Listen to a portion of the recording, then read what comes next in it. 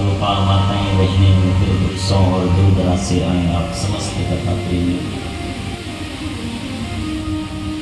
सिया राममय सब जग जाने, करहूँ प्रणाम जोड़ी जुग पानी। सर्वत्र एक ही पराशक्ति विराजमान है और उस पराशक्ति को सब में देखते हुए मेरा व्यासपीठ से सभी को वंदन।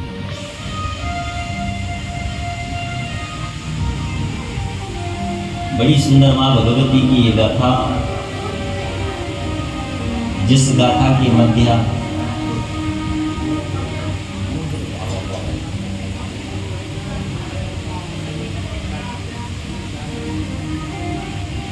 आज हम मां भगवती के पंचम स्वरूप की यहाँ पर पूजा कर रहे हैं।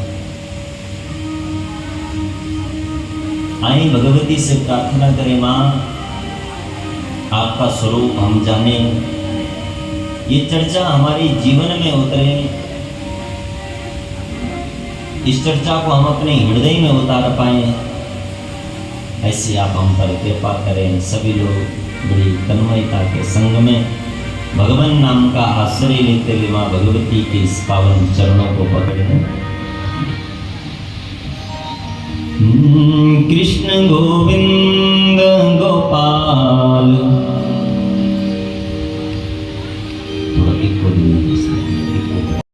माला घूंघर बाल वाले, गले में बेलवंती माला घूंघर बाल वाले, गले में बेलवंती माला घूंघर बाल वाले, गले में बेलवंती माला घूंघर बाल वाले, घूंघर बाल वाले, टेढ़ी चाल वाले, घूंघर बाल वाले, टेढ़ी चाल वाले, गोविंद गोपाल राधे माधव हरे कृष्ण, गोविंद गोपाल राधे माधव हरे केशवा माधवा, ओ देवा मधुसूदना।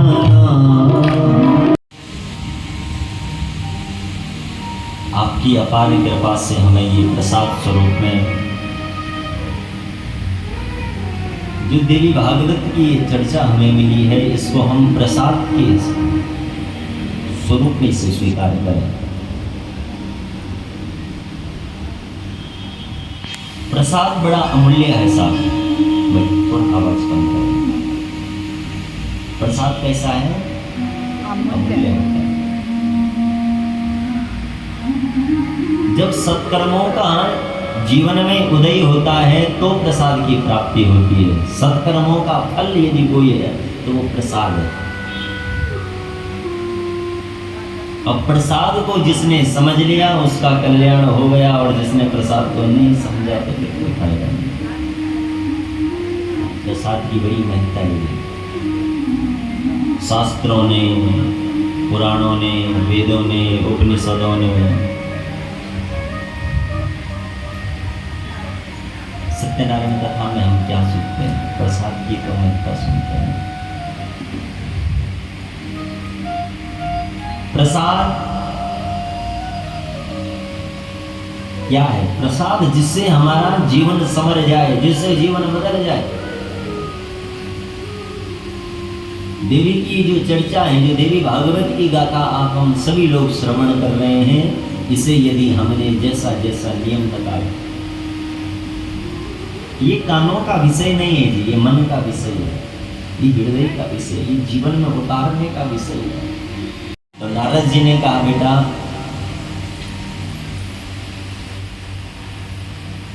जीवन में प्रत्येक कामनाओं को सिद्ध करने का यदि कोई साधन है तो वो केवल एकमात्र, कौन? वो साधन है देवी की भक्ति। ये ऐसा कल्प वृक्ष है जिस कल्प वृक्ष की तलहटी में आज आप हम सभी लोग बैठे हैं। जो कल्पना कर देंगे वही कल्पना पूरी हो जाएगी। समस्त कामनाओं को सिद्ध करने वाला एक साधन है। इसलिए आप जाओ और उस देवी की आराधना करो। हे सुशील, इस देवी की आराधना स्वयं उस पूर्णतम भगवान ने, भगवान नारायण, कौन, जो इस धरा पर पाप मिटाने के लिए बार बार समय समय पर भगवती की आज्ञा पाकर अवतार लेते हैं। कभी वामन बनकर आए, कभी नरसिंह बनकर आए, कभी अलग अलग अवतारों में आए। 24 अवतार भगवान के हैं, 23 हो गए हैं, 24वें हो गए।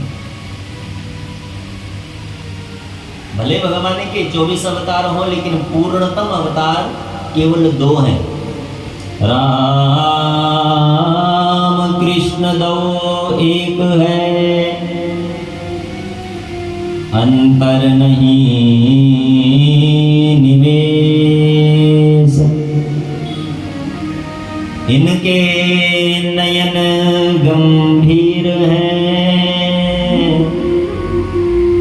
तो इनके चपल विशेष। पूर्णतम केवल 2 ही अवतार हैं, एक राम और एक कृष्ण, एक मर्यादा पुरुषोत्तम और एक लीला पुरुषोत्तम। स्वयं उन राम को मां भगवती की शरण लेनी पड़ी। कब? जब रावण जो है सीता का हरण करके ले गए, तो भगवती की आराधना करके भवानी प्रसन्न हुई और भगवान राम के सम्मुख दर्शन दिए। भगवान राम ने कहा, मां, जो मेरी सीता का हरण करके रावण ले गया है, मैं किस प्रकार अपनी सीता की प्राप्ति करूं?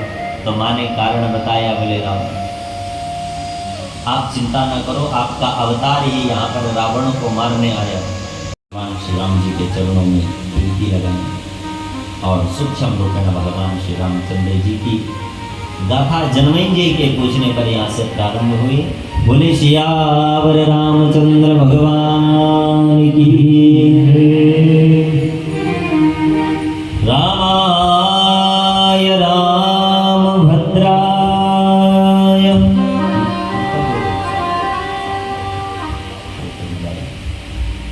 रामाय मानसे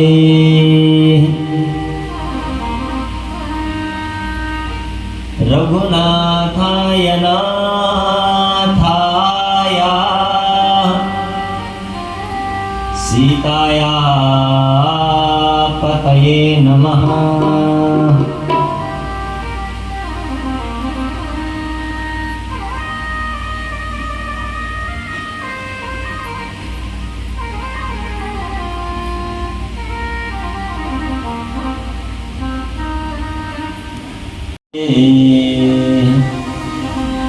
रघुनाथाय नाथाय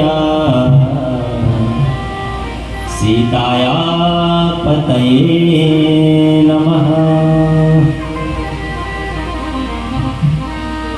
बड़ा सुंदर प्रसंग पूछा। बोले महाराज, रामचंद्र जी का अवतार कब और कैसे हुआ, आप हमें विस्तार से बताइए। तो बड़ा सुंदर वर्णन आता है कि ब्रह्मा जी के पुत्र हैं मरीचि, मरीचि के हैं कश्यप, और कश्यप के पुत्र हैं सूर्य। इनका प्रभाव फैला तो ये वंश सूर्य वंश के नाम से जाना गया।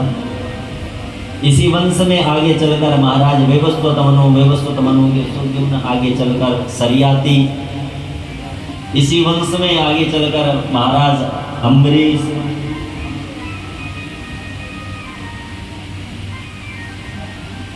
मंदाता, मुचुकुंद, त्रिवंदन, त्रिशंकु, हरिश्चंद्र इत्यादि राजा इसी वंश में हुए। उसी वंश में एक महाप्रतापी राजा हुए, राजा सगर। जिन सगर की 2 पत्नियां थी, एक पत्नी से एक पुत्र और एक पत्नी से मासपिन, जिससे 60,000 पुत्र जन्मे।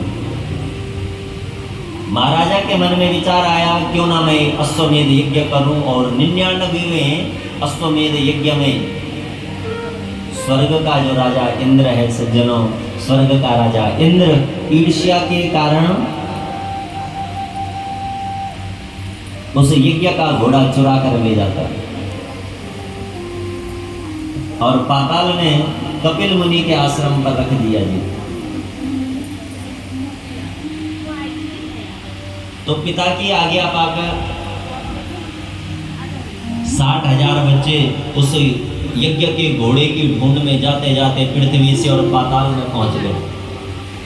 जब देखा डीजे बोला थोड़ा सा बल्कि आवाज कम करके कि महाराज कपिल मुनि के आश्रम पर हमारे यज्ञ का घोड़ा है। तो 60 के 60,000 जो सगर महाराज के पुत्र हैं कपिल मुनि का अनादर किया। ध्यान दे, संत का अनादर करने के कारण कपिल मुनि की नेत्राग्नि से सब के सब जल के राख हो गए। इधर सगर का जो पौत्र था उसने पुनः यज्ञ के घोड़े का ढूंढ लगाया, कपिल मुनि से क्षमा मांगी। बोले भगवान आप हमें बताइए किस प्रकार हमारे पुरखों का उद्धार होगा, किस प्रकार इन्हें मोक्ष मिलेगा, आप हमें बताइए महाराज। तो कपिल मुनि ने कहा हे बेटा, यदि अपने पुरखों का उद्धार करना चाहते हैं तो जाओ और भगवती गंगा को धरा पर लाओ। तो इन्होंने वंश पर वंश जो है माँ भगवती गंगा को धरा पर लाने के लिए तप किया। भागीरथ जी की भक्ति से प्रसन्न होकर आज भागीरथ जी उस पतित पावनी माँ भागीरथी गंगा को धरा पर ला रही। बोले गंगा मैया की बोला हर हर गंगे माँ, बोला जय जय गंगे माँ, बोला हर हर गंगे माँ, बोला जय जय गंगे माँ।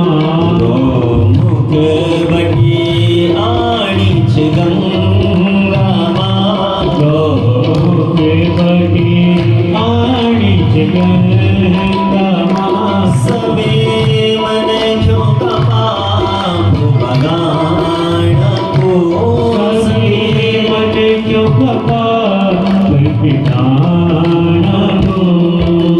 हरे हरे गंगे माँ, बोला जय जय गंगे माँ, हरे हरे गंगे माँ, बोला जय जय गंगे माँ, बोला हरे हरे गंगे माँ, बोला जय जय गंगे माँ, हरे हरे गंगे माँ, बोला जय जय गंगे। बोली गंगा मैया की जय।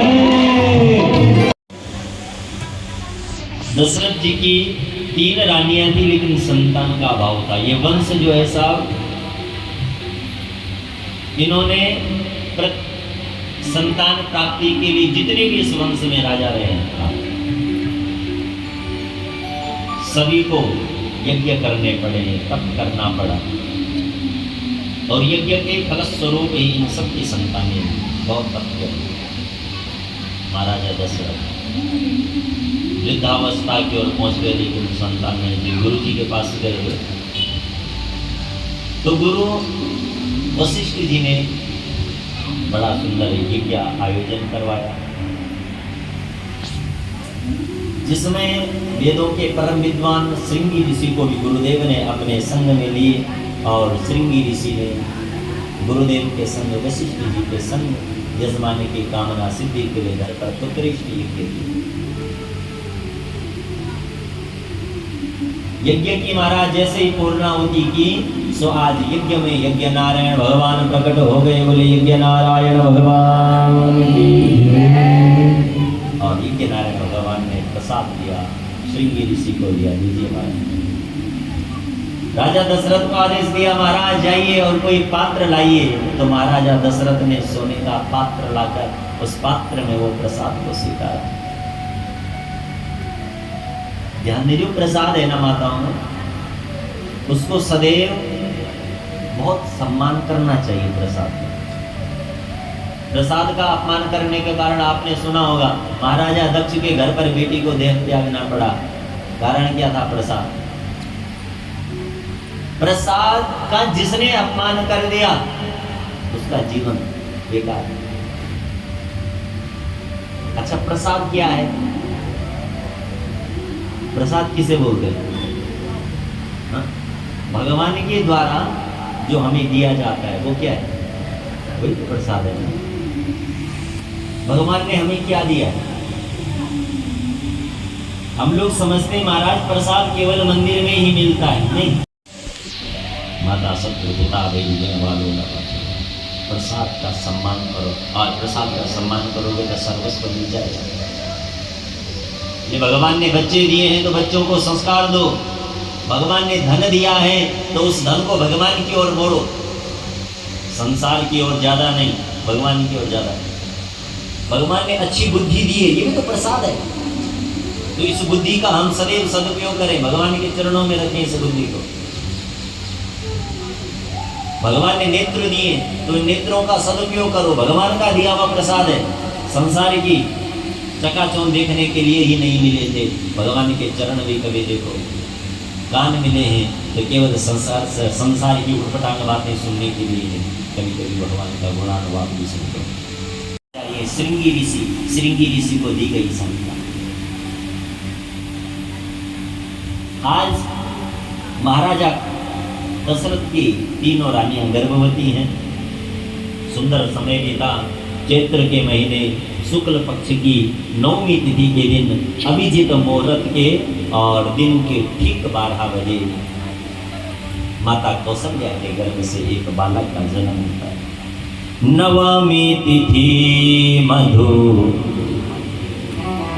मास पुनीता, नवमी तिथि मधु मास पुनीता, नवमी तिथि मधु मास पुनीता, नवमी तिथि मधु मास पुनीता, शुक्ल पक्ष अभिजित हरिप्रीता, शुक्ल पक्ष अभिजित हरिप्रीता, नवमी तिथि। सरकार का प्राकट्य हो गया, बोले राघवेंद्र सरकार की जो बड़े सुंदर दिव्य रूप में आए साहब। सशंक चक्र देखते हैं कि वो जो बालक है हाथ में शंख चक्र गदा पद्म धारण किया हुआ बालक है, बड़ा मंद मंद स्मित हास्य कर रहा है, बड़ा सुंदर मुस्कुरा रहा है। इसलिए शास्त्रकार लिख देते हैं महाराज, हे कौशल्या हितकारी, तेरे भाग्य का वर्णन किन शब्दों में करें जिसने भगवान के इस पावन स्वरूप का पावन दर्शन किया। तो भगवान कहते हैं माँ तुम्हें याद है आपने पूर्व जन्म में मेरी भक्ति की थी, और भक्ति करके क्या मांगा कि चाहूं तुम ही सुमा समान सुत, प्रभु सन कवन दुराव। आपने मेरी भक्ति करके मांगा था कि बेटा मुझे तुम्हारे समान कोई पुत्र चाहिए, और जो मुझसे मेरे जैसे पुत्र की कामना करता है उसके घर पर मैं एक बार नहीं मैं 3-3 बार चला जाता हूँ भाव से बोले। ऐसे वो सुंदर सुंदर वस्त्राभूषणों को धारण नहीं किया होता, बोले वो तो निर्वस्त्र होकर आता है। बोले मैया अब तो नंगा भी होना पड़ेगा, सोले कपड़े जो उतार दिए, अब तो द्वार खोल दे। इसलिए शास्त्रकार लिख रहे हैं कि माता पुनि बोली सोमति डोली तजहु तात जैसी सुलीला अति प्रियशीला यह सुख परम अनूपा। माता पुनि सोमति डोली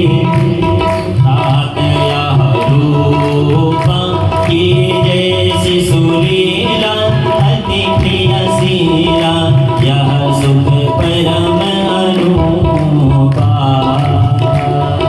जैसा जैसा माँ बोल रही वैसा वैसा भगवान कर रहे हैं। तो बोले अब तो द्वार खोल दे। बोले अभी भी नहीं बोलूंगी। बोले क्यों? बोले जब बच्चा जन्मता है तो उसे रोना पड़ता है, वो तो रोता है, इसलिए अब तो भगवान ने रोना भी शुरू कर दिया।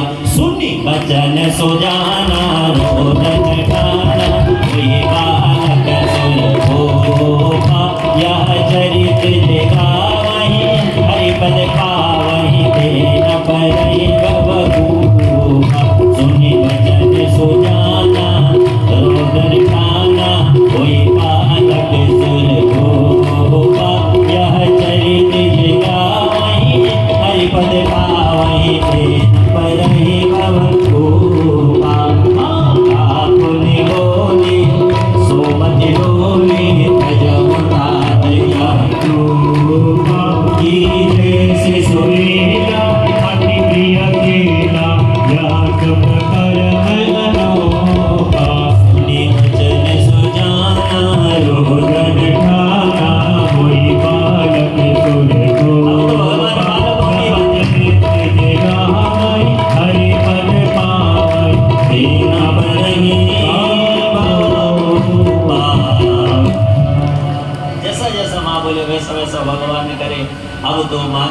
के कहने पर भगवान ने रुदन करना भी प्रारंभ कर दिया। सारे अयोध्या में खबर फैल गई, महाराज दशरथ के घर पर 4 पुत्र हुए हैं। गुरुदेव आए, गुरुदेव ने खूब आशीर्वाद दिया। तो महाराज गुरुदेव आए, गुरुदेव ने बड़ा सुंदर नामकरण संस्कार किया। आए तुलसी बाबा के शब्दों में भगवान के नाम सुने, कैसे कैसे गुरुजी ने नाम रखे। क्या कहा? राम सिया राम जय जय राम। संसार को पालने का काम अम्बा ने किसको दिया है? भगवान विष्णु को। तो विष्णु के जो स्वरूप हैं वो है हमारे भरत।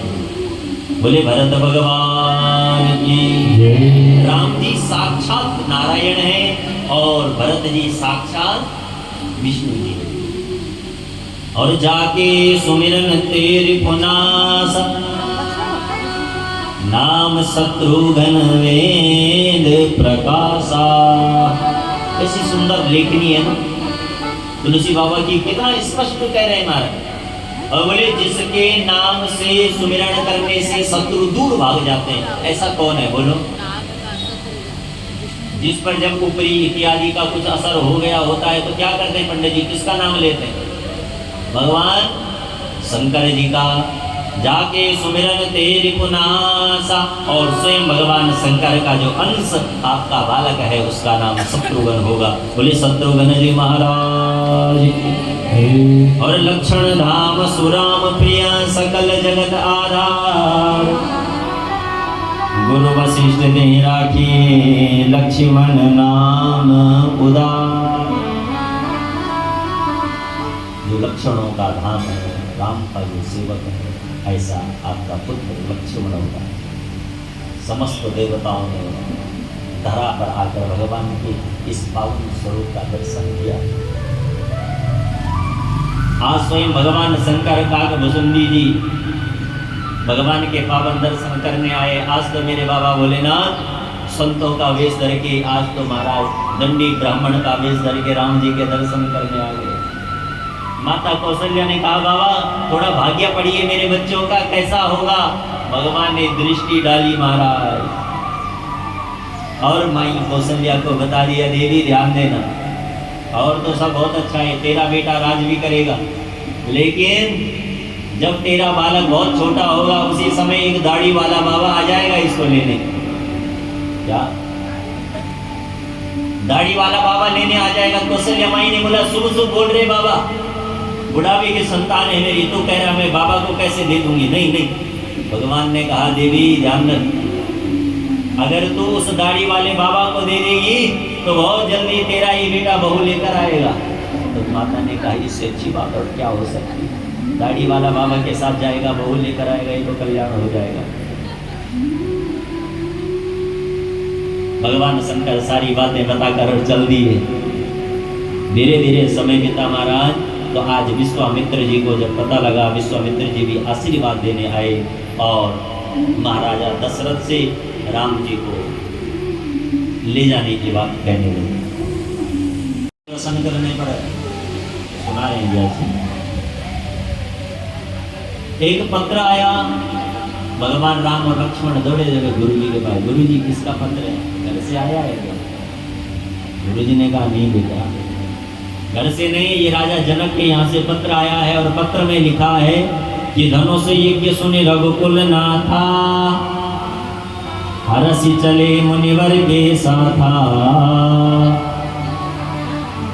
उस पत्र में जो है लिखा है कि यहाँ पर स्वयंवर रचा जा रहा है, सीता का स्वयंवर है, उसमें वीरों की परीक्षा है, इसलिए बेटा मेरा मन है कि तुम दोनों भी चलो, तुम दोनों किसी वीर से तुम नहीं। शर्त कैसी रखी गई है स्वयंवर की? जो बोले उस धनुष को तोड़ेगा, जो धनुष परशुराम मुनि के द्वारा राजा जनक को प्रदान है, उसके संग में अपनी बेटी का विवाह करूंगा। महाराज ये बात कुछ समझ में नहीं आई, ऐसी शर्त रखने की क्या आवश्यकता थी? तो इसकी कथा आती है, वो जो धनुष जो परशुराम जी के द्वारा दिया गया है, वो धनुष महाराजा जनक नित्य उसकी सेवा करते, नित्य उसकी पूजा करते। और जब कभी धनुष के नीचे साफ सफाई करनी होती है तो 1000 हाथियों का बल लेना पड़ता है, और 1000 हाथी एक साथ जब अपन आप बल लगाते हैं तब जाके उस धनुष को कहीं हिला पाते हैं। इतना भारी है वो धनुष, कोई नहीं हिला सकता उसे।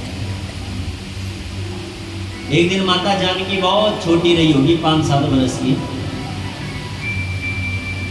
कि आज माता जानकी ने देखा हमारा धनुष के नीचे जो कुछ सफाई करनी शेष रह गई है, तो माता जानकी गई और माता जानकी ने धनुष को उठाया, अपने बाएं कंधे पर लटका दिया और नीचे से पोंछा मार के आ गई, साफ करके आ गई। अब जनक जी क्या करते, नित्य प्रातः काल उठने के बाद अपने देवालयों में जाके दर्शन करने के बाद उस धनुष की भी रोज सेवा पूजा करते। पिता ने देखा ये धनुष आज अपनी जगह से हिल रखा है, किसने हिलाया धनुष? सीता ने कहा पिताजी मैंने। जनक जी की ये बात कुछ पल्ले नहीं पड़ी। जिस धनुष को 1000 हाथी एक साथ जब लगते हैं तब हिला पाते हैं, उस धनुष को बेटी तूने अकेले कैसे हिला दिया? तो सीता ने कहा पिताजी इसमें कौन सी बड़ी बात है। हो गई महाराज मैया सीता, उठाया धनुष और हाथ पर खड़ा कर दिया और फिर रख दिया। बोले ऐसे ही उठाया था, सफाई करी फिर रख दी। जनक जी समझ गए ये जो मेरी बेटी यहाँ पर सीता बनकर आई है ये कोई साधारण नहीं है।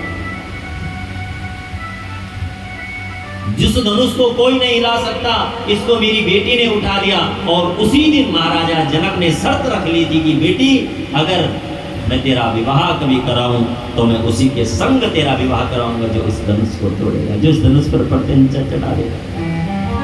इसलिए शर्त रखी गई। आज गुरु जी के कहने पर राम और लक्ष्मण जी दोनों मार्ग पर चले।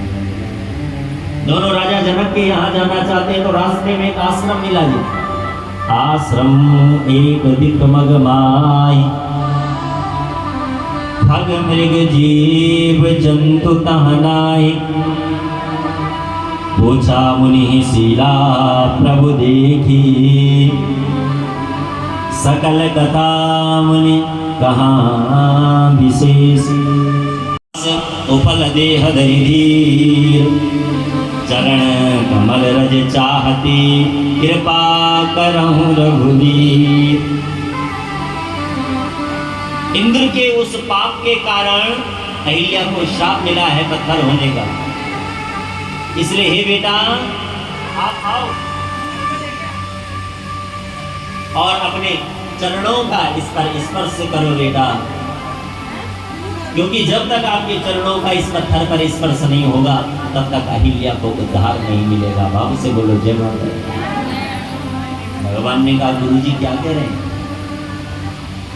भीतर से भगवान ने कहा भगवान एक तो मैं क्षत्रिय और दूसरी बात ये नारी है, तो मेरा अधिकार इस पत्थर पर पैर लगाने का नहीं हो सकता। नारी को भला मैं कैसे अपना पैर स्पर्श कराऊं? ये मर्यादा खंडित हो जाएगी। भगवान ने इनकार कर दिया, गुरुदेव ये पाप मुझसे नहीं होगा, एक भला नारी पर मैं अपने चरणों का स्पर्श कैसे करा सकता हूं? नहीं गुरुदेव। भगवान ने जब इनकार किया और जैसे ही वहां से चलने को तैयार हुए सज्जनों, सो जैसे ही भगवान ने अपने चरण उठाए तो चरणों को उठाते ही आंधी चली महाराज, और भगवान के चरणों के नीचे की जो रज थी, जो माटी थी, वो माटी का स्पर्श जैसे ही पत्थर पर हुआ उसी से एक नारी प्रकट हो गई। बोली रामचंद्र भगवान की जय। और नारी ने हाथ जोड़े, भगवान का सुंदर चरणों का ध्यान किया। हे प्रभु परसद पद पावन शोक न सावन, प्रकट भई तब पुंज सही। देहत रघुनायक जन सुखदायक, सन्मुख हुई कर जोरी कही। सुंदर आराधना करने लगी भगवान की, हे भगवान आपके चरणों की कृपा से आज मेरी जो है सदगति हो गई। जन्म भगवान के चरणों की ऐसी महिमा बताई है। भगवान जिस भूमि पर चरण रख देते हैं वो रज की पवित्र बन जाती है, और उस चरण रज में उस चरणों के नीचे की जो माटी होती है उसमें भी ऐसी शक्ति आ जाती है साहब कि पत्थर से भी महिमा प्रकट हो गया। बोले रामचंद्र भगवान। बहुत चीजें टूट गई, सबसे पहले तो इस धनुष के साथ जो महाराजा जनक हैं, जनक जी का आज ये जो भाव था कि ये क्षत्रियों से हीन धरा हो गई है, आज इनका सब्र टूट गया। गांव की वो देवियां जो पल पर अपनी पलकें पकड़कर खड़ी थी कि कब ये धनुष टूटेगा और कौन तोड़ेगा, उनका सब्र टूट गया। माता जानकी जो सीता कब से जो है इस घड़ी का इंतजार कर रही थी, उसका सब्र टूट गया। और जो सच्चाई है, आज महाराज लंका में मंदोदरी की चूड़ियां टूटनी प्रारंभ हो गई है। आज जो है रावण के अंत का श्री गणेश प्रारंभ हो चुका है। बहुत बहुत चीजें इस धनुष के साथ टूटने लगी। इधर पत्र लिख के राजा को भेजा गया, दशरथ जी को भेजा गया, महाराज आओ, इधर जो है आपके बालक का विवाह रचा जा रहा है। गुरु जी की आज्ञा पाकर महाराजा जनक ने अपनी जो 3 पुत्रियां और थी, 2 पुत्रियां उनकी, 2 पुत्रियां उनके भाई की, उन चारों पुत्रियों का इन चारों राजकुमारों के साथ वर्ण करने का निश्चय लिया। इधर महाराजा दशरथ आए। आज तो महाराजा जनक जी मेरे राघव के सुंदर चरणों को स्वर्ण पात्र पर रख के खूब प्रक्षालन कर रहे हैं। इधर माताएं और बहनें जो थी वो सब जानकी के इर्द गिर्द रहने लगी। सिद्ध माता जानकी के संग में रहने लगी और जानकी के प्रति अपने सुंदर भाव, सुंदर उन्हें गृहस्थ आश्रम का उपदेश बताने लगी थी।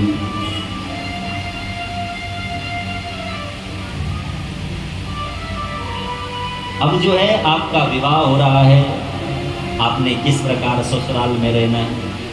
इधर लखन जी के लिए माता उर्मिला, भरत जी के लिए माता मांडवी और शत्रुघ्न जी के लिए माता श्रुति कीर्ति।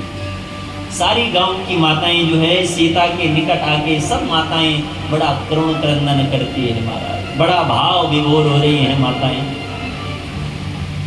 हे सीता, तो बाल्यकाल से बड़ी सीधी थी। उर्मिला को, मांडवी को, श्रुति कीर्ति को कहा, हे उर्मिला, मांडवी, श्रुति कीर्ति, तुम में से सबसे सीधी ये सीता है, इसका सदैव ध्यान रखना। जिसने हमारे संग बाल्यकाल से बड़ा स्नेह था, माताएं खूब स्नेह और दुलार माता सीता को दे रही है। आज महाराजा दशरथ ने जब इस दृश्य को देखा, जनक जी ने जब इस दृश्य को देखा, तो आज जनक जी के नेत्र भी शिथिल पड़ गए। बंधुओं, कन्या का जब विवाह होता है ना, तो उस कन्या के विवाह में यदि सबसे ज्यादा कोई टूटता है तो वो बेटी का पिता, क्योंकि पुरुष जो होता है ना वो बाहर भला नहीं दिखाता हो। एक जगह में शास्त्रों में लिख रहा था कि पिता को, पुरुष को हर दुख वो सहन कर सकता है, लेकिन कितना भी कठोर से कठोर पिता क्यों ना हो, कितना पत्थर से पत्थर हृदय वाला पिता भी क्यों ना हो, जब वो अपनी कन्या का कन्यादान देखता है तो वो स्वतः जो है टूट जाता है। महाराजा जनक, अब तक जो उत्साह था बेटी के विवाह में, अब बेटी के जैसे विदाई की घड़ी नजदीक आती है, महाराजा जनक एक स्थान पर बैठ गए और अपने नेत्राश्रुओं से अपनी बेटी का आशीर्वाद दिया। बार बार बेटी सीता को अपने हृदय से लगा दे, बार बार समझाया, बेटी आप 2 कुलों की लाज है। अंततः इधर कन्या को विदा यहाँ से किया और महाराजा जनक ने जब कन्या को विदा होते हुए देखा सज्जनों, तो एक वृक्ष की टहनी पकड़ी और वृक्ष की टहनी पकड़कर सीता को जाते हुए देख रहे हैं और आंसू आज रुकने का नाम नहीं ले रहे। बार बार सीता की बाल लीलाओं का स्मरण आता है। बेटी, मैंने तुझे इतने प्रेम, इतने दुलार से तुझे पाला, बड़ा किया और आज मैं तेरा दान दे रहा हूँ। हाथ खिला रही थी भगवान। सर्वाधिक मैंने बताया स्नेह करने वाला कोई है तो वो माता की गई। दूध भात माता कैकेयी के हाथ से ही खाते थे साहब राम जी जब छोटे थे, कौशल्या के हाथ से नहीं। भगवान ने कहा माँ आज मुझे कुछ चाहिए। माँ ने बोला क्या चाहिए बेटा? माँ वचनों में बाधा भगवान ने माँ कैकेयी। बोले माँ पहले अपना हाथ मेरे सर पर रख और मेरी सौगंध खा कि जो मैं मांगूंगा वो देगी। हाँ बेटा तेरी सौगंध खाती हूँ, जो तू मांगेगा वो तुझे दूंगी, बता क्या चाहिए? बोले माँ सोच ले, मैं जो मांगूंगा उसके मांगने से तेरा समाज में अपयश फैलेगा। माँ ने कहा कोई बात नहीं, अगर मेरे बेटे को ऐसी कामना है, कुछ चाहिए अपने बेटे को देने के लिए, अपयश भी सहन करना पड़े, कोई बड़ी बात नहीं है बेटा, दूंगी। बोल माँ। माँ अगर जो मैं मांग रहा हूँ वो तूने दे दिया तो लोग तुझे खूब गालियां भी देंगे, भला बुरा कहेंगे। माँ ने कहा कोई बात नहीं, मांग। बोले माँ मैं जो मांगने जा रहा हूँ अगर तूने मुझे वो दे दिया तो तेरा सुहाग भी उजड़ सकता है। माँ ने कहा बेटा ऐसा तो क्या मांगने वाला है, लेकिन मैंने तेरी सौगंध खाई है बेटा, कोई बात नहीं, जो होगा मांग, तुझे क्या चाहिए? भगवान ने कहा माँ तू तो जानती मेरा आने का कारण यहाँ क्या है, इसलिए जब मेरे पिता मुझे राजगद्दी में बिठाने को तैयार होंगे तो मैया उससे पूर्व अपने दोनों वचनों को मांग लेना। एक वचन से मेरे भाई भरत को राजगद्दी और एक वचन से मुझे 14 वर्ष के लिए वन में भेज देना। माँ ने जैसे ही सुना, माँ को तब पीड़ा नहीं हुई जब माँ ने सुना कि तेरा सुहाग गुजर सकता है। माँ ने जैसे ही सुना मुझे मेरे बेटे के बिना 14 वर्ष रहना पड़ेगा, महाराज मूर्छा होकर गिर गई और उसी दिन से कहा कि आपको देना तो पड़ेगा। तो उसी दिन से माता थोड़ा खिन्न सी रहने लगी, क्योंकि अगर एकदम मैं ऐसा मांगूंगी तो वो दुखों का पहाड़ टूट जाएगा, तो मैं नहीं देख पाऊंगा। समय बीता महाराज। एक दिन महाराजा दशरथ ने जैसे ही शीशा हाथ में लिया और शीशा हाथ में देखा, क्या कि मेरे कान के पास के बाल सफेद हो गए। भाव से बोलो जय माता दी। ये जो है ना इससे 15 साल बाद आए, लेकिन बूढ़े इनसे पहले हो जाते हैं। भाव से बोलो जय माता दी।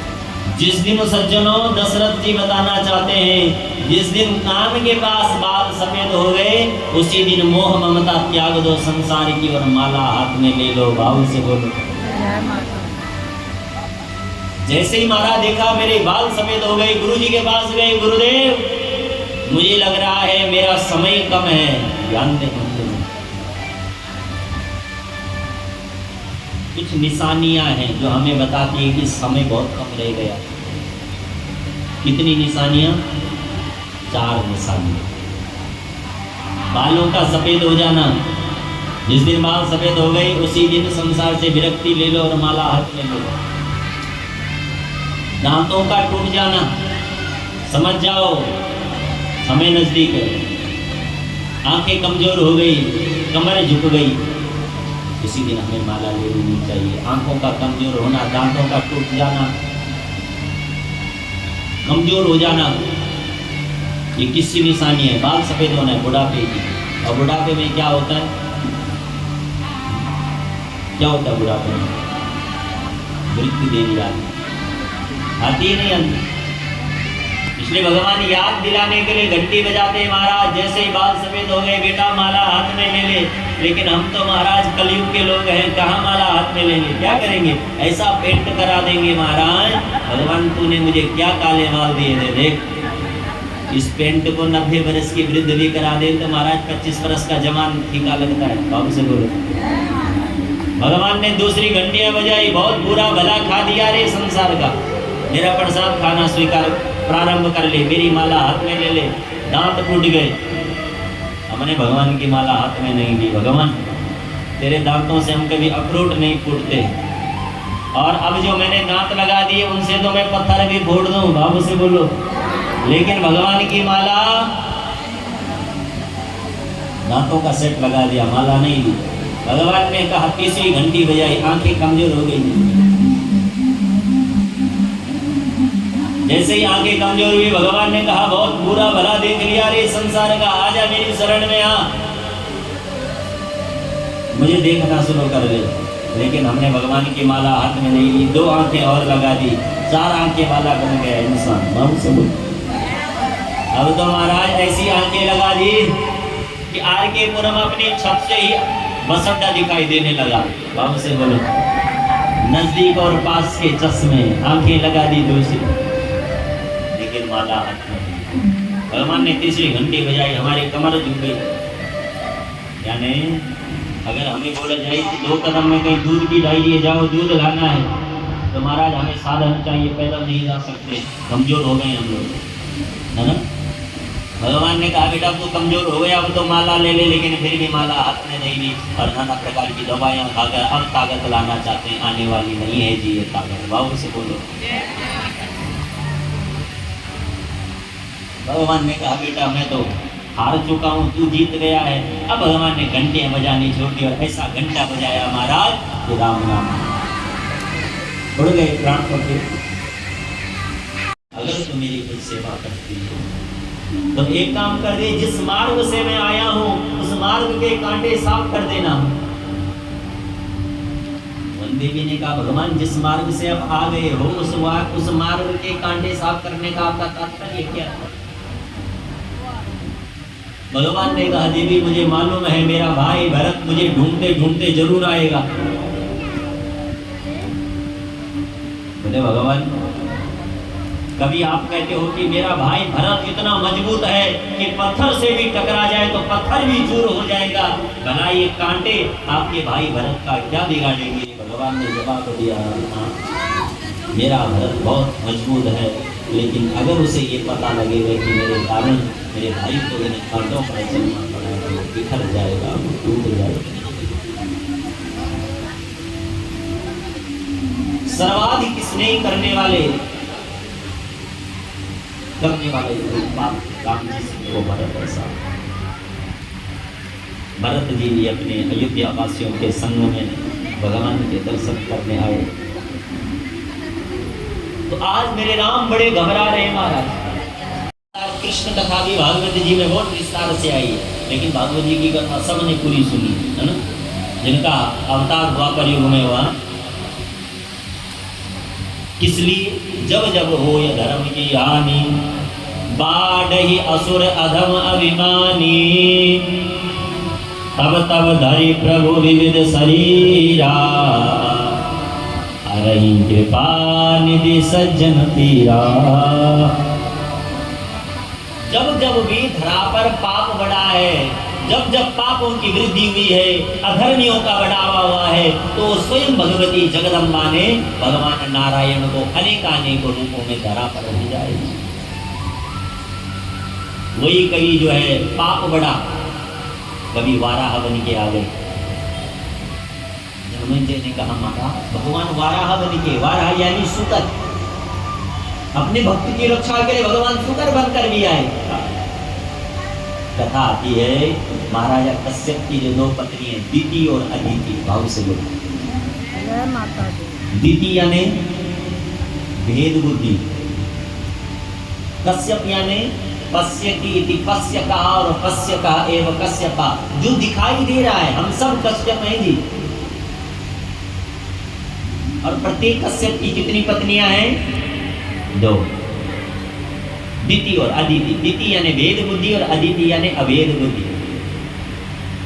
तो अदिति की जो संतान भी, जहां पर भेद नहीं होता है वहां पर कौन आते हैं? अदिति के संतान कौन है? देवता लोग। भाव से बोलो देवता। और दीति यानी जहां पर भेद बुद्धि हमारी होती है, जब हम भेद बुद्धि रखते हैं तो हमारी संतानें कौन होगी? दैत्य।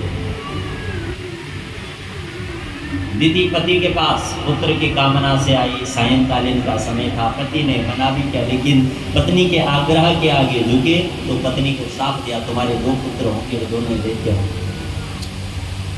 वही हिरण्यकश्यप और हिरण्याक्ष बनेगी।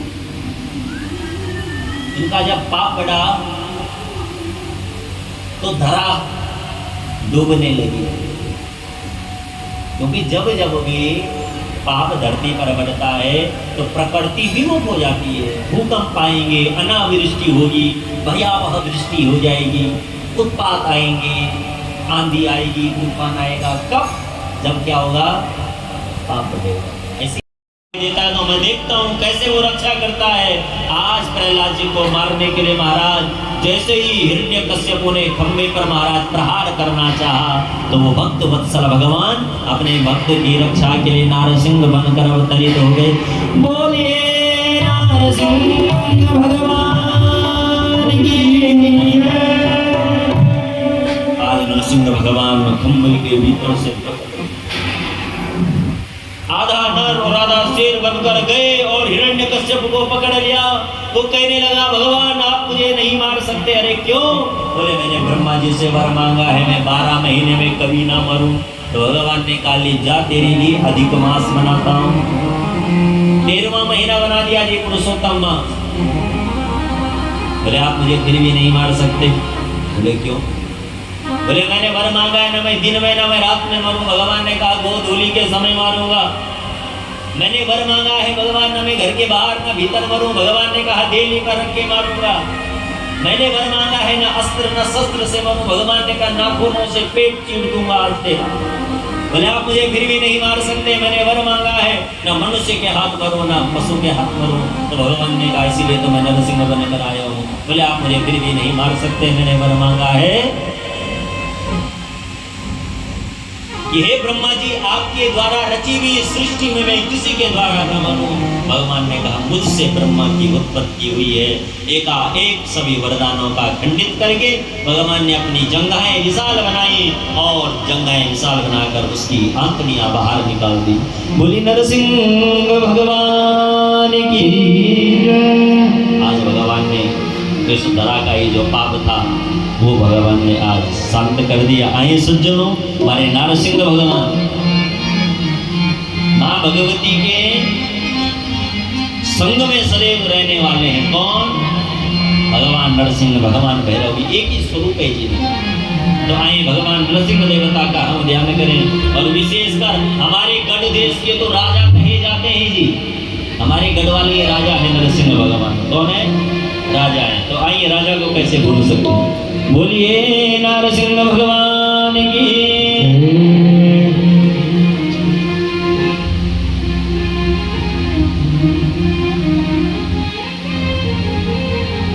बाबा दुधाधारी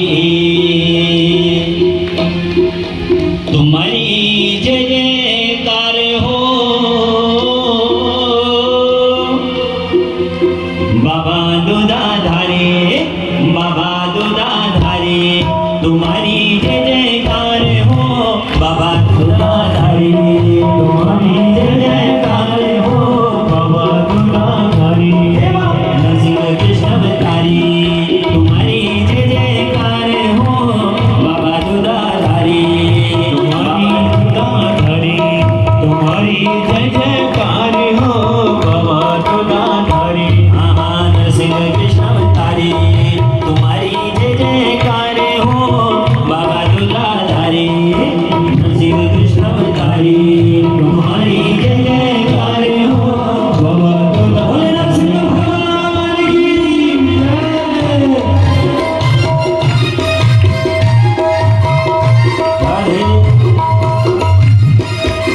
सभी लोग ध्यान करें, हुआ नरसिंह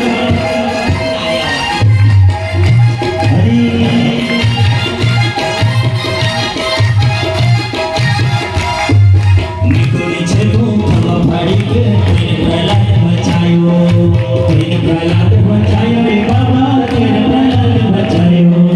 बिगड़ी छे तो हम भाड़ी के प्रहलाद बचायो। प्रहलाद बचायो रे बाबा, प्रहलाद बचायो। तीन लोक में धर्म बांटी के सत्य को अंश बढ़ायो। सत्य को अंश बढ़ायो रे बाबा, सत्य को बचायो। तीन लोक में धर्म बांटी के सत्य को अंश बढ़ायो। सत्य को अंश बढ़ाया रे बाबा, सत्य को अंश बढ़ायो। हिरण्यकश्यप मारी, हिरण्यकश्यप मारी तुम्हारी जय जयकार हो।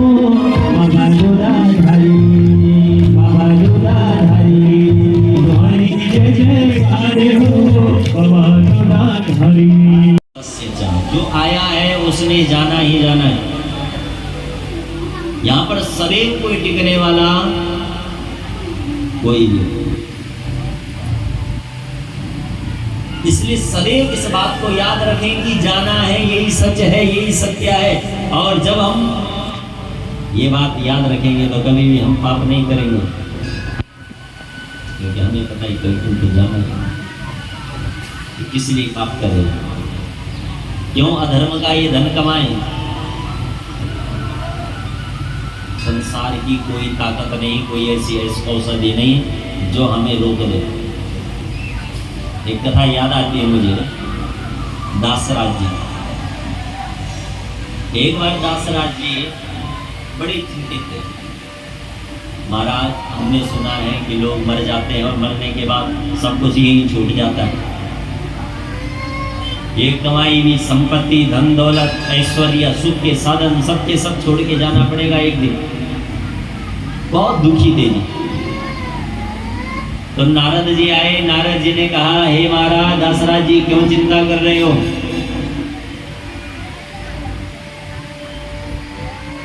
दासराज जी ने कहा, चिंता इसलिए करता हूँ कि किसी दिन जाना पड़ेगा। चिंता मत करो। व्यास जी हैं, वो बहुत विद्वान है। व्यास जी के पास चले जाओ और वेदा व्यास जी शायद यमराज को जान पहचान होगी उनसे, तो नाम क्या पता काट दें मृत्यु की दृष्टि से।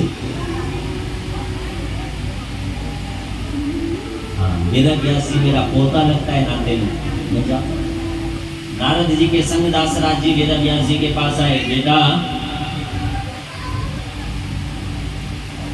अपने नाना जी का एक कार्य कर रहे हैं, बताइए नाना जी क्या करें? आपको पता है मैं बहुत डरता हूँ मृत्यु से।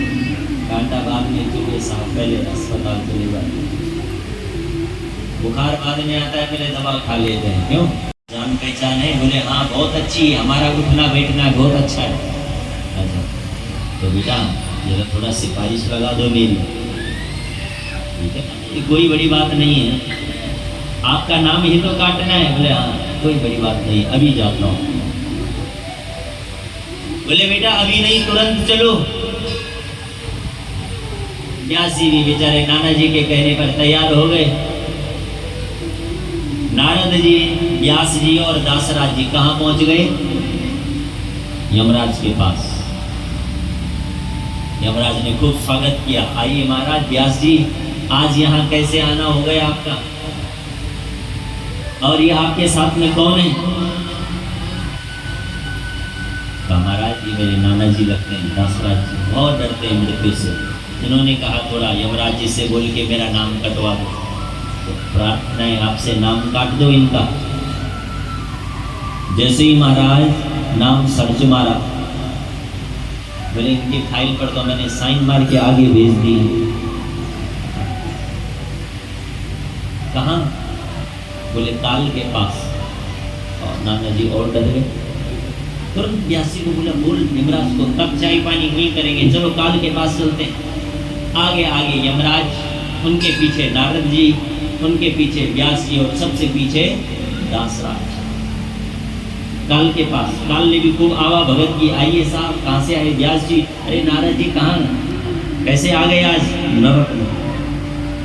बैठिए जी, चाय पानी खूब सेवा। ये कौन है आपके साथ में? व्यास जी ने कहा, मेरे नाना जी लगते हैं साहब, आपसे मिलने आए हैं। थोड़ा इनका नाम जरा मारो तो अपने कंप्यूटर में सर्च। मारा सर्च, दासराज। अभी अभी तुरंत साइन मार के आगे भेज दी फाइल। अभी अभी गई है फाइल यहाँ से। अब कहाँ गई? अंतक के पास। अंतक ने भी साइन कर दिए तो हो गया काम।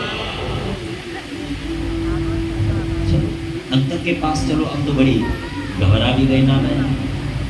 आगे आगे काल, पीछे पीछे यमराज, उनके पीछे नारद जी, उनके पीछे व्यास जी और उनके पीछे दासराज जी। डरते डरते ये चारों तो भीतर प्रवेश कर गए। और दासराज ने जैसे देखा अंतक के द्वार पर, यहाँ पर तो जो है पापों का फल मिल रहा है साहब। कोई काटा जा रहा है, कोई उबाला जा रहा है, कोई बहाया जा रहा है, किसी को मारा जा रहा है, लोहे के संगलों से पीटा जा रहा है, किसी को मारा, नाना प्रकार से दंड मिल रहे हैं। दासराज जी का सर चकराया और वहीं पर गिर गए और खोपड़ी लग गई देहली पर और हो गया राम नाम। इनकी मृत्यु के विषय में लिखा था, जिस दिन तुम सशरीर, जिस दिन सशरीर काल के साथ, यमराज के साथ, नारद जी के साथ, व्यास जी के साथ और सशरीर अंतक के द्वार पर रहोगे, उसी दिन मृत्यु होनी है। कहने का भाव बड़ा स्पष्ट है। जिस दिन मृत्यु हुई होगी हमें पता नहीं लगेगा, लेकिन कोई ना कोई बहाना जरूर बनेगा। धरती पर मृत्यु लिखी है तो कोई ना कोई बहाना बन के धरती पर, आसमान में मृत्यु लिखी है तो कोई ना कोई बहाना बन के आसमान में। जहाँ की मृत्यु लिखी है, कौन कौन साथ में रहेंगे, उस दिन कौन कौन हमारे संग होंगे, ये सारा पूर्व में निर्धारित कर रखा है। जातस्य ही ध्रुवो मृत्यु ध्रुवम जन्म मृतस्य जा, जन्म ही जिसका नाम है जी, समझो। जा से जन्म, ना से नहीं, माँ से मरण। यहाँ पर जन्म नहीं हुआ है, यहाँ पर क्या होना है? मरण होना है। मरण को मत भूलो। इसलिए मैं नित्य कहा करता हूँ, केवल करिष्यामि करिष्यामि करिष्यामि मत करो। करिष्यामि करिष्यामि करिष्यामि इति चिंतये, लेकिन मरिष्यामि मरिष्यामि मरिष्यामि इति विस्मरये। करिष्यामि तो सबको याद है, लेकिन मरिष्यामि सब भूल गए। करिष्यामि ही याद नहीं रखना है, मरिष्यामि भी याद रखना है, मरना भी है। इसलिए जिस दिन जाओगे क्या जवाब देंगे? महिषासुर को बोला, बेटा कुछ और वर मांगो। तो कहा, महाराज कोई भी वीर मुझे ना मार पाए सिवाय स्त्री के। इसने सोचा, जब पुरुष मुझे नहीं मार पाएगा, बड़े बड़े राक्षस मुझे नहीं मार पाएंगे, देवता मुझे नहीं मार पाएंगे, तो स्त्री तो स्वभाव से अबला होती है, वो क्या कर पाएगी? ठीक है, तथास्तु। ऐसा वरदान पाकर महिषासुर खूब पाप करने लगा।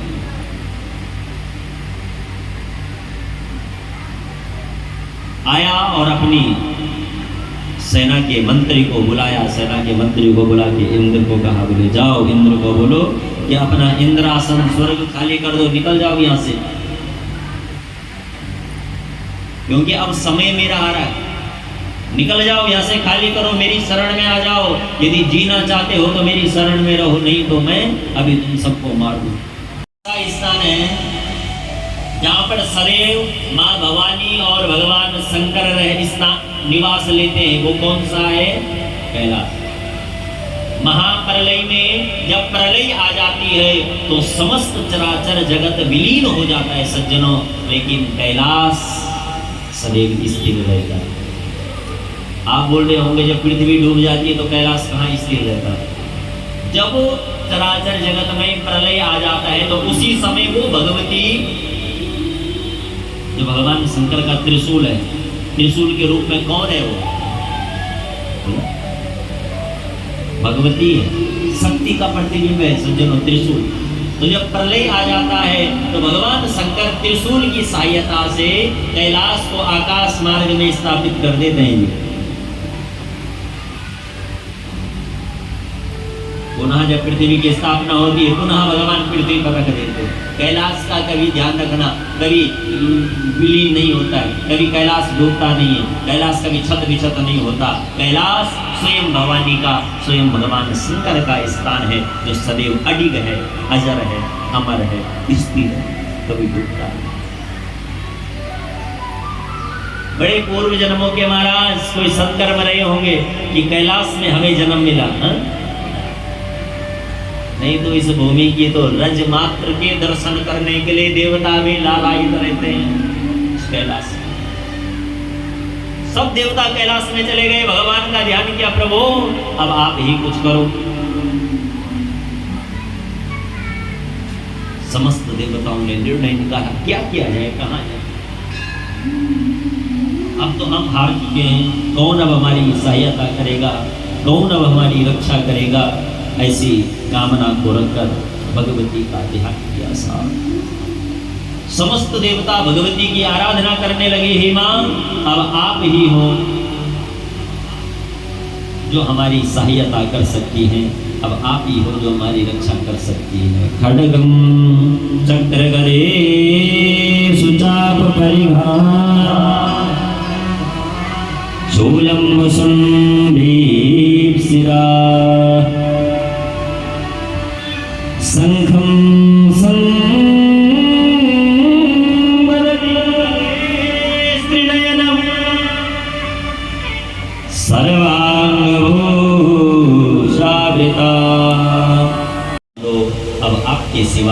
कोई हमारा नहीं जो हमारी रक्षा कर सके, जो हमारी कुछ सहायता कर सके। इस भाव से सभी लोग माँ भगवती का ध्यान करने लगे। आई सज्जनों, आज की कथा का समय भी अपनी ओर ही है। आज हम सभी लोग क्या करें, माँ भगवती को पुकारें। और कल कथा का 6वां दिवस है। कल देवी भागवत के तन्मध्य भगवती का जो विराट स्वरूप है, कल हमने भगवती को यहाँ पर अवतार के रूप में भगवती के हम यहाँ पर दर्शन पाएंगे। कल भगवती का जो है आरकेपुरम में अवतार होने वाला है, इसलिए आप सभी भक्तों को एडवांस में बहुत बहुत शुभकामनाएं, बहुत बहुत बधाई आपको। कल भगवती के स्वागत के लिए ठीक समय कथा पंडाल पर पहुँचे, और मैं भक्तों से निवेदन करूंगा कि कथा से पूर्व आके भी थोड़ा पंडाल को सुंदर सजाएं। भगवती आ रही है तो खूब सज धज कर जो है भगवती का सभी लोग सम्मान करेंगे। और अगर किसी प्रकार की भेंट इत्यादि भी भगवती के लिए ला सकते हैं तो कल बहुत विशेष दिन है दान का। आप जो है यथाशक्ति, यथासंभव, यथा सामर्थ्य कल की कथा में भगवती के निमित्त भेंट इत्यादि भी ला सकते हैं, जो भी चुनरी इत्यादि श्रृंगार, जो भी स्वेच्छा।